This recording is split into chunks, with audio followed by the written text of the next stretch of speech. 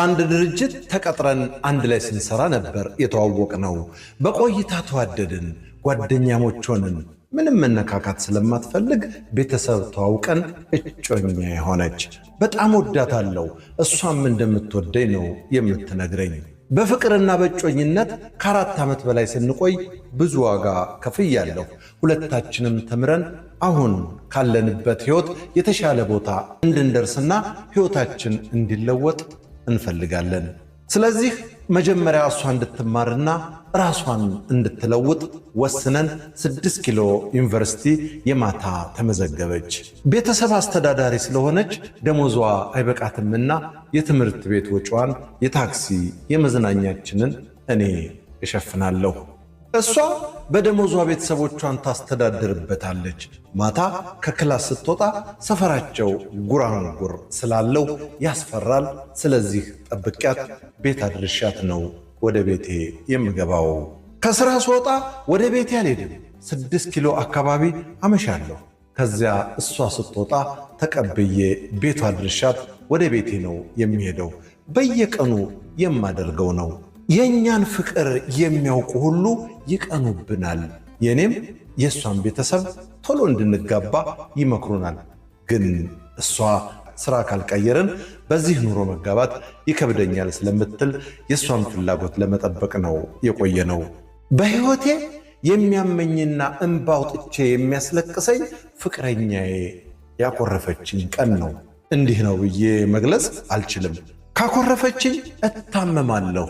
ምንም ማንም አያጽናናኝም ራሷን ይዘው መጥተው ይቅርታ ካላለችኝና ካላዋራችኝ በስተቀር። በዚህ መልኩ 4 ዓመታትን ስናሳልፍ አንድም ቀን አብረን ተኝተን ነክቻትም አላውቅም። ብፈልግም አይሆንም፣ ሁሉ ነገር ስንጋባ ይደርሳል ትለኛለች።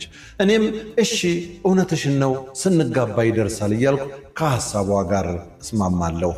እንድስማት እንኳን አትፈቅድልኝም። በፍቅሯ ሟሟሁ። በማየት ብቻ የጎመጀኋት መቼ ነው የምንጋባው እላታለሁ። ሥራ ቀይሬ ደሞዝ ስበላ ትለኛለች። ከእሷ ይልቅ እኔ መመረቂያዋን በጉጉት የምጠብቀው። እሷን የእኔ ራሴ ማድረግ የሕይወቴ ዋናው ትልቁ ግቤ ነውና እየተንፏቀቀም ቢሆን መመረቂያዋ ደረሰ። በደስታ ድል አድርጌ ደግሼ እንኳን ደስ ያለሽ የኔ ልዕልት ብዬ አከበርንላት። እፎይ አልኩ። በቃ ቶሎ ሥራ ቀይራ ጊዜም አልፈጅም አገባታለሁ ብዬ ቸኮልኩ። ሥራ አገኘች፣ ባንክ ውስጥ ጀመረች። ተመስገና። ሌላ ምን እፈልጋለሁ? በቃ ከተጋባም በኋላ ደግሞ እኔ ተምሬ ሥራ ቀይራለሁ ብዬ አሰብኩ። አሁን ግን እሷን ማግባት ብቻ ነው ሐሳቤም ፍላጎቴም። ሌላ ነገር ማሰብ አልችልም። ልዕልቴ ሥራ ከቀየረች በኋላ ግን ደበረኝ፣ ብቸኝነት ተሰማኝ። ድሮ አብረን ሰርተን ከሥራ ውጭም አብረን አምሽተን ነበር የምንለያየው። አሁን ግን ሥራ ቦታችን ተለያየ። ናፈቀችኝ።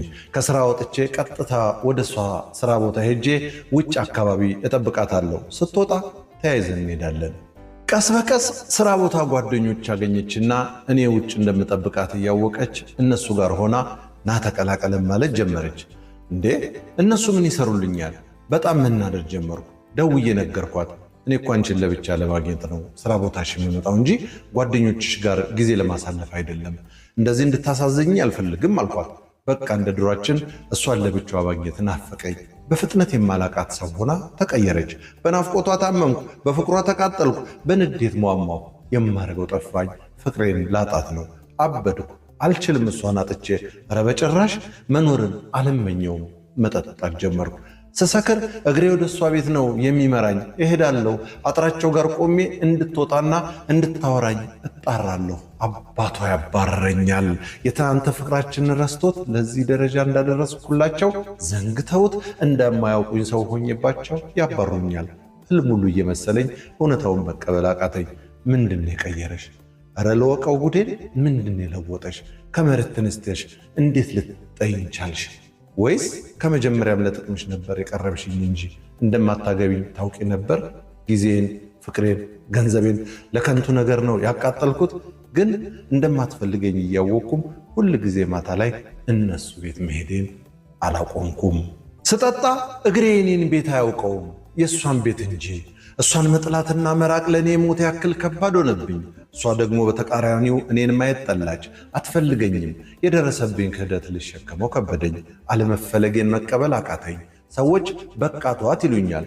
ዋጋ የከፈልኩላትን የምወዳትን ሰው መተው ቀላል ነው እንዴ? እንዴትስ ይቻላል? ልምድ ያላችሁ ወንዶች አማክሩኝ ይላል